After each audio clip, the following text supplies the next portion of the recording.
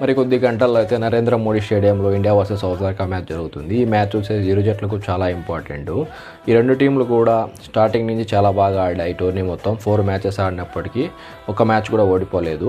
So ఇక్కడ వచ్చేసి ఈ మ్యాచ్ కూడా గెలిచి నెక్స్ట్ జరిగే మ్యాచ్ల్లో ఇలాగే పర్ఫార్మెన్స్ కొనసాగించాలని ఇరు జట్లు కూడా అనుకుంటాయి. కాకపోతే ఎవరొకరు ఓడిపోవాలి కదా. ఆ ఓడిపోవడం అనేది ఎలా ఓడిపోతారని మనం చూడాలి. ఇక్కడ రెండు జట్లు కూడా మంచి పర్ఫార్మెన్స్ అయితే కనపరిచాయి. ముఖ్యంగా ఇండియా తడబడుతూ వచ్చినా కానీ గెలుస్తూ వచ్చింది.